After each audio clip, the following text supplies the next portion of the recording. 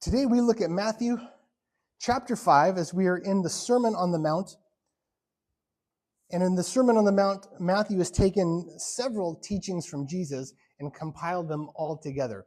So even though we see Jesus teaching through Matthew 5, 6, and 7, it is a series of messages that Jesus would have spoken. And Matthew just collected them all and put them all together in one compilation. But today we get to a sensitive and difficult subject for some people because of the content. Now, sometimes when we talk about what Jesus said, the topics don't hit us very hard, and we're like, oh, okay, Jesus, that sounds nice. But today we're talking about a sensitive topic that sometimes makes people feel uncomfortable. So it's not my intention to make you feel uncomfortable at all. It is my belief that if the Bible talks about something, it's okay for us to talk about it. That sound fair? If God's going to put it in Scripture, then it should be something that we ought to be able to talk about. So today we are talking about the issues of adultery and lust. I know, everybody's favorite thing to hear a preacher talk about, adultery and lust. But Jesus talked about it, so we will talk about it. And the funny thing about talking about adultery and infidelity to Marines is that this community, more than anybody, should understand the idea of fidelity. What does fidelity mean? We talk about Semper Fi all the time. Faithfulness. And so your motto, Semper Fidelis, means always faithful. But in the Bible, we can still talk about living Semper Fi in our relationships, living fidelity in everyday relationships and avoiding adultery. So Jesus is going to talk about this, and he calls us to a higher standard of living, to a higher standard of purity, as he emphasizes the weight and gravity of an inward sin of adultery and lust. So we're going to get into it. Matthew chapter 5, we'll start at verse 27. Jesus says, "You have heard that it was said, 'You shall not commit adultery,' but I say to you," we're going to pause there. We talked about this last week. Jesus is using this form in his teaching. He's saying, it used to be taught this way, but we're going to change it up a little bit. Do you remember that from last week? Heard that it was said, 'Do not commit adultery,' but I say to you that everyone who looks at a woman with lustful intent has already committed adultery with her in his heart. If your right eye causes you to sin, tear it out and throw it away. For it is better that you lose one of your members than that your whole body be thrown into hell. And if your right hand causes you to sin, cut it off and throw it away. For it is better that you lose one of your members than that your whole body go into hell." Now, Jesus is using hyperbole here.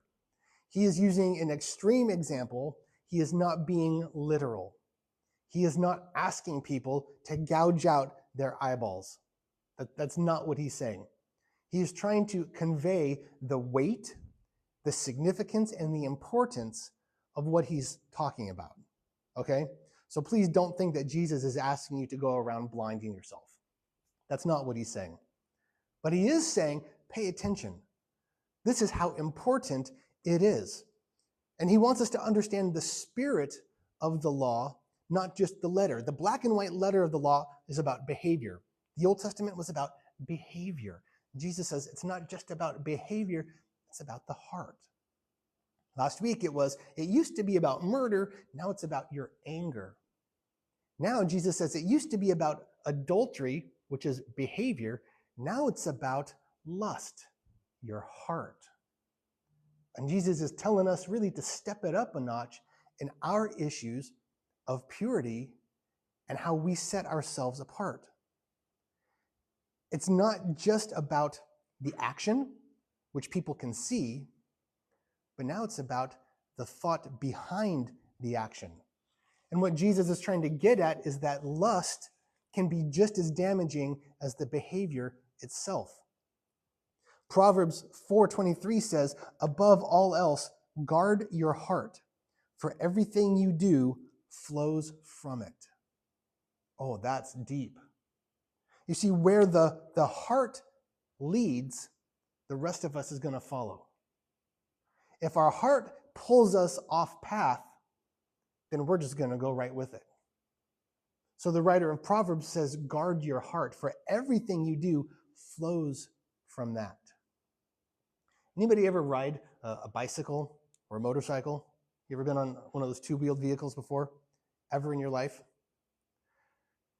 The funny thing about riding a bicycle is that if you're riding in a straight line and you turn and look over here for a significant amount of time, what's going to happen to your course? You're going to drift that direction.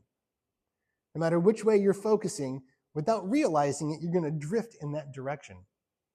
So for serious bicycle riders, like guys who ride in the peloton, like the Olympic type guys, they stay locked in and focused on the path ahead of them because they know where they are focusing is where they're going to go. And that's what Proverbs is trying to tell us here. What we are focusing on is going to pull us in that direction. Jesus says it's not just about the adulterous behavior, cheating on your partner. Now it's about where's your heart? What are your intentions and where are your eyes leading you?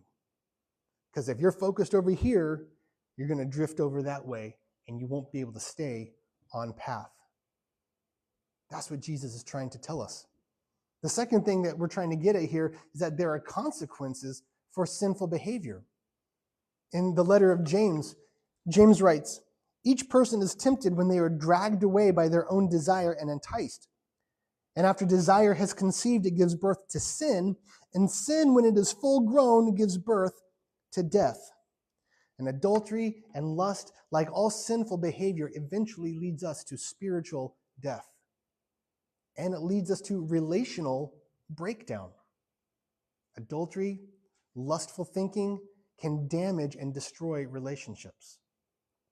I try to tell people a lot. I do a lot of relationship counseling. The number one deal breaker in a relationship is infidelity. Out of everything else that happens in a relationship, lots of things people can bounce back from. It's not always easy, but if you put in work, relationships can recover from a lot. But infidelity, adultery, is almost universally always a deal breaker. There are consequences for our behavior. And Jesus is trying to get us to knock the behavior off by getting at the root. Because you can tell someone, don't cheat on your spouse. That's one thing. But Jesus says it's more than just the behavior, it's the root. You got to get that root out. Anybody ever do any weeding in a garden? I hate it. I absolutely hate it. It ends up hurting my back. I'm not as young as I used to be, right? So spending hours, in a garden digging out weeds. But if you're going to get a weed, if you just reach down and grab the weed as it's coming out of the ground and you pull up and you throw the weed away, what's going to happen in a couple weeks? It's going to come right back. So you got to get down into the soil a little bit, grab the weed at the root, and pull the whole thing out. That way it never grows back. That is the ultimate attitude of what Jesus is talking about here. Stopping the behavior is just pulling the weed at the top. Jesus says we got to get down in there deep and pull it out at the root. Adultery, yes, we can all agree that adultery and infidelity is bad. Jesus says now check your heart. Check your eyes. Where's your brain? Because the brain is going to go somewhere long before the body ever follows. Infidelity and adultery doesn't just happen by accident. You wake up one morning, trip, and you wind up in somebody else's bed. It doesn't work that way. It starts long before the behavior. That's what Jesus is talking about. And that kind of attitude has real consequences. Proverbs chapter 6 says, a man who commits adultery lacks judgment and destroys himself. You see, there are real world consequences if we don't pull up that sinful behavior at the root. The consequences of sin can damage us and our relationships. And the third thing here is that we can pursue purity through our faith in Christ. In 1 Corinthians, St. Paul says, flee from sexual immorality. You are not your own. You were bought at a price. Therefore, honor God with your bodies.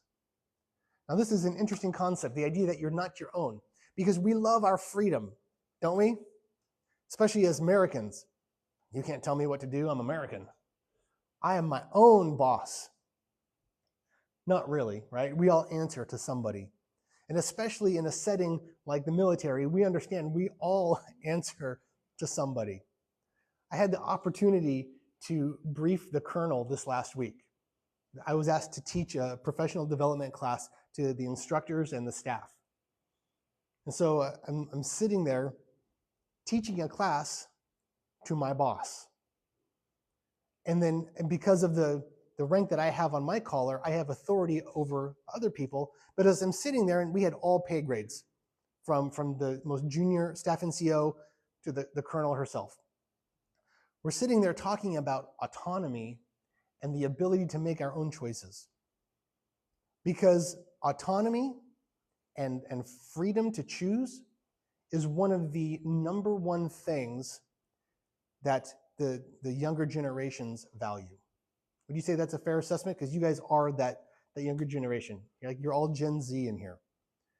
And from my studies and research on Gen Z, like one of the driving values is autonomy and self-control, the ability to make your own choices. Is that a fair assessment?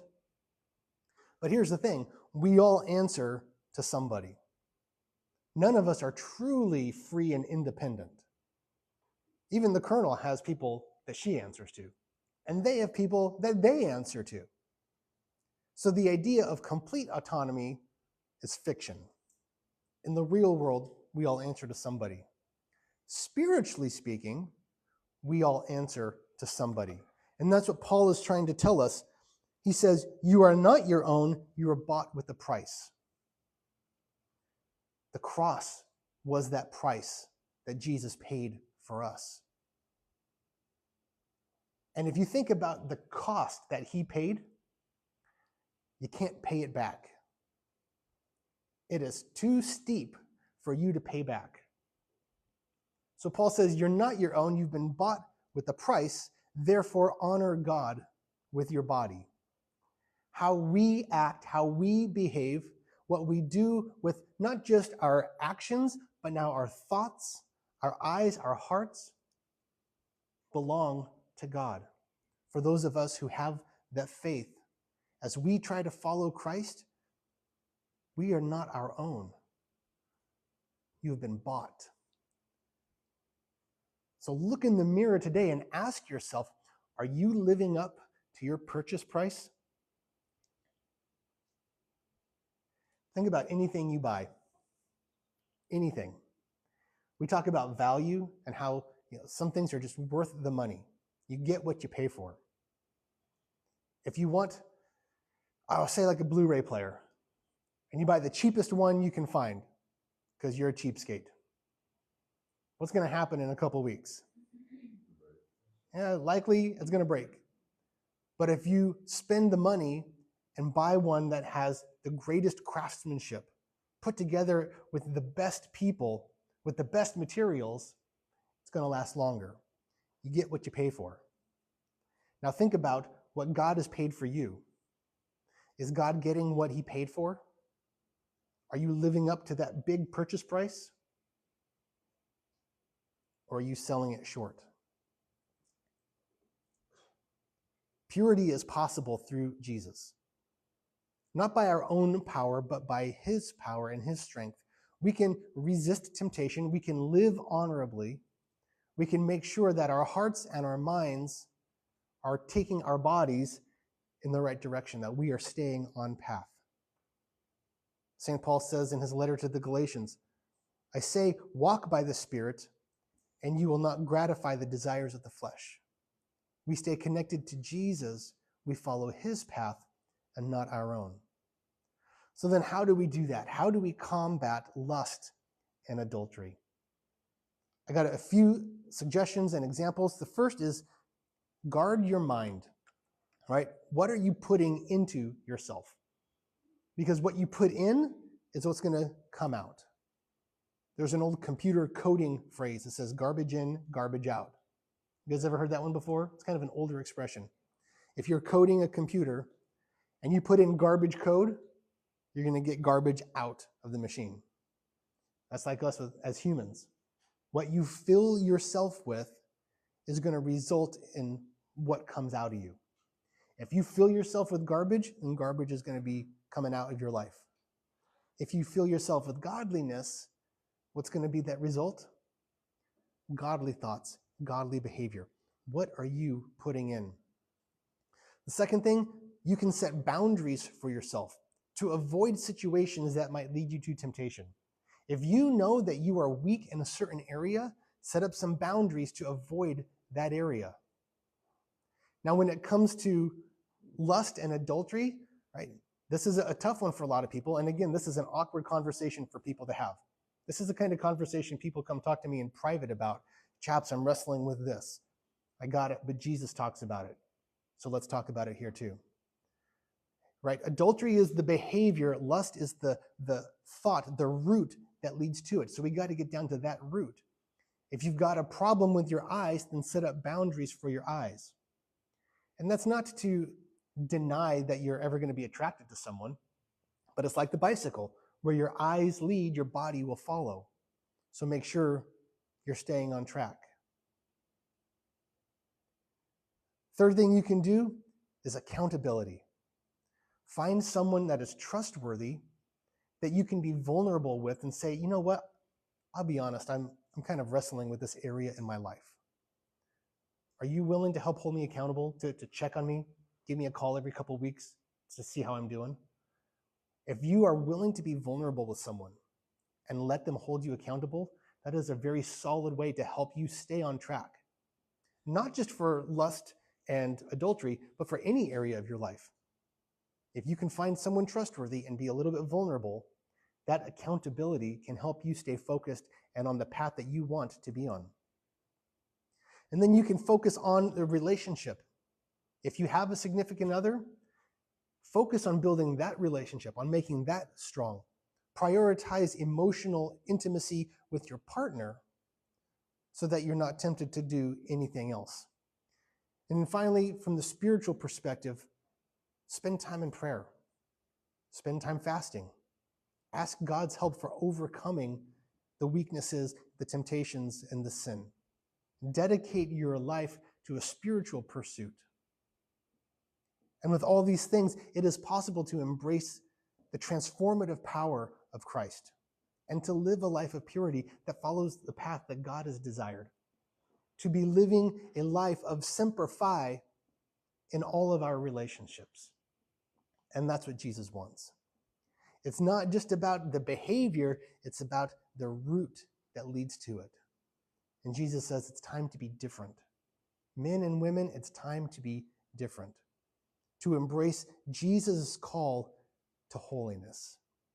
And by being intentional in our choices, we can honor God, we can honor our partners, and if you are not in a relationship, you can honor your future partner, whoever that's going to be, by setting yourself up for success and answering Jesus' call to righteousness and purity through loving God and faithful living. So my challenge to you guys this week is take an honest look in the mirror. Not just your behavior, but the attitudes, the thoughts, the roots underneath it. You might say, well, I haven't done anything. Yeah, but where's your heart? Where's your brain?